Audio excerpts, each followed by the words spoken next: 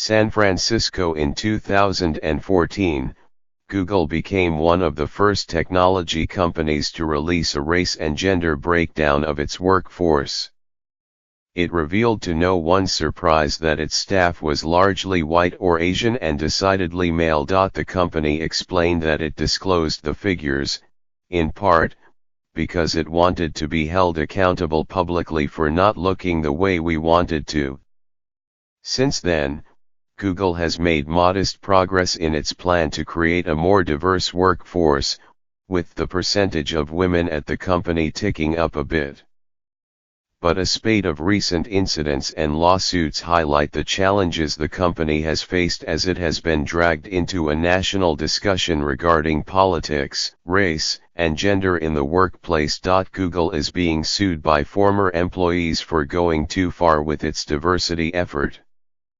It is also being sued for not going far enough. My impression is that Google is not sure what to do, said Michelle Miller, a co-executive director at coworker.org, a workers' rights organization that has been working with some Google employees.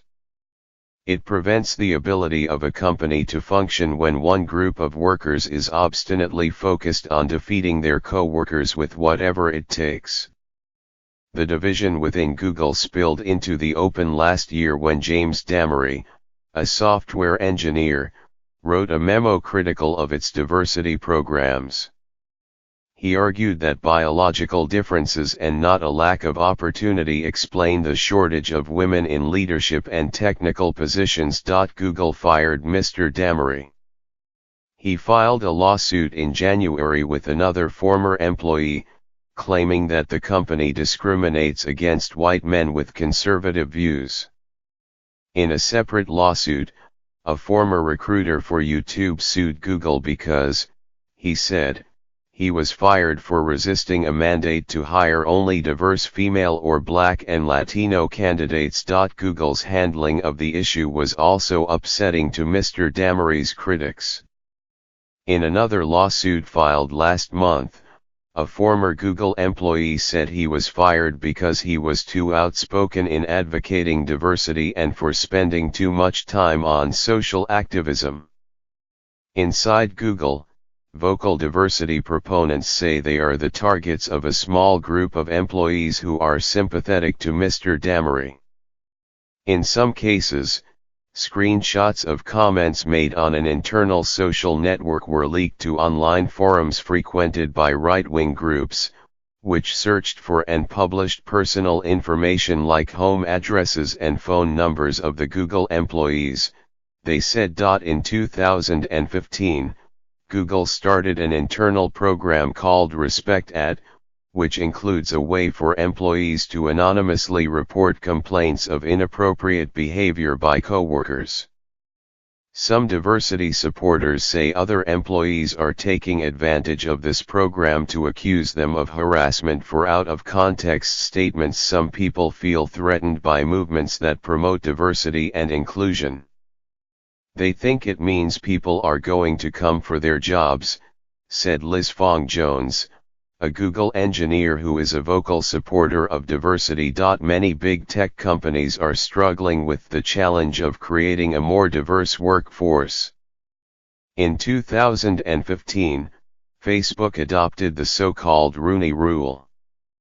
Originally used by the National Football League to prod teams to consider coaching prospects who are Black, the rule requires managers to interview candidates from underrepresented backgrounds for open positions. But last year, Facebook's female engineers said that gender bias was still a problem and that their work received more scrutiny than men's work. Even executives tasked with promoting diversity have had difficulties.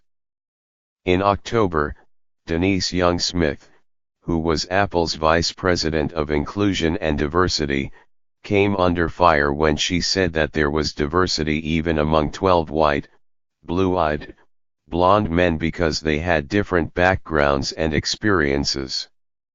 She later apologized, saying she did not intend to play down the importance of a non-homogeneous workforce. She left Apple in December. The tension is elevated at Google, at least in part, by its workplace culture. Google has encouraged employees to express themselves and challenge one another. It provides many communication systems for people to discuss work and non-work related issues.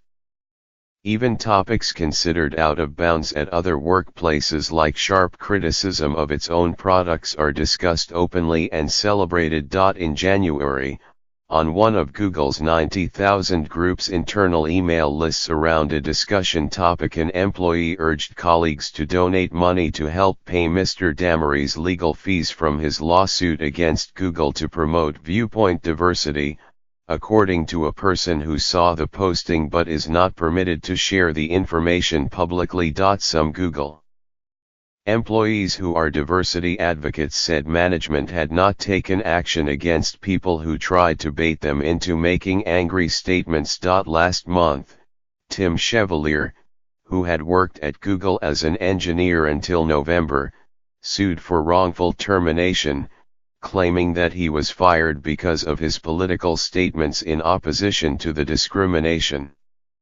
harassment and white supremacy he saw being expressed on Google's internal messaging systems. He said one employee had suggested that there was a shortage of Black and Latino employees at Google because they were not as good.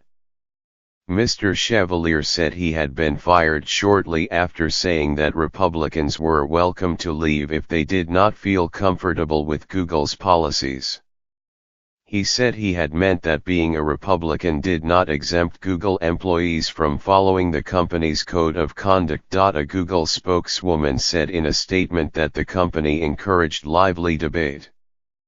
But there are limits. Creating a more diverse workplace is a big challenge and a priority we've been working to address.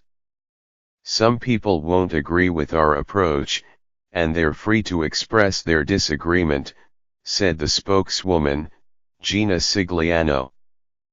But some conduct and discussion in the workplace crosses a line, and we don't tolerate it. We enforce strong policies, and work with affected employees, to ensure everyone can do their work free of harassment, discrimination, and bullying. In the past, discussions about diversity in Google's online chat groups would encounter skeptical but subtle comments or questions. The debate turned openly antagonistic after Mr. Damery's memo, which was titled "Google's Ideological Echo Chamber." "The James Damery thing brought everything to a head," said Vicky Holland, a linguist who has worked at Google for 7 years. "It brought everything to the surface where everyone could see it." Mr. Damery said he began to question Google's diversity policies at a weekly company meeting last March. At the meeting, Ruth Porat, the chief financial officer of Google's parent company, Alphabet, and Eileen Naughton, Google's vice president of people operations, pointed out and shamed departments in which women accounted for less than half the staff, according to Mr. Damery's lawsuit. The two female executives who are among the company's highest-ranking women said Google's racial and gender preferences were not up for debate, according to the lawsuit. Mr. Damery subsequently attended a diversity and inclusion summit, where it reinforced his view that Google was elevating political correctness over merit with its diversity measures. Mr. Damery said he had written his memo afterward in response. Ms. Sigliano, the Google spokeswoman, said the company looked forward to fighting Mr. Damery's lawsuit in court. Sundar Pichai, Google's chief executive, said in an August blog post that he had fired Mr. Damery because his memo advanced harmful gender stereotypes, but that much of the memo is fair to debate. Some employees said they were abstaining from internal debate on sensitive issues because they worried that their comments might be misconstrued or used against them. Like the broader internet, the conversations tend to be dominated by the loudest voices, they said. Google's diversity advocates said they would like to see more moderation on internal forums, with officials stepping in to defuse tensions before conversations get out of hand. Ms. Miller, the coworker.org co-director, said Google employees had expressed concern about how this would affect an internal culture rooted in transparency and free expression. What's on everyone's mind is, has the culture been inextricably damaged by this environment, she said.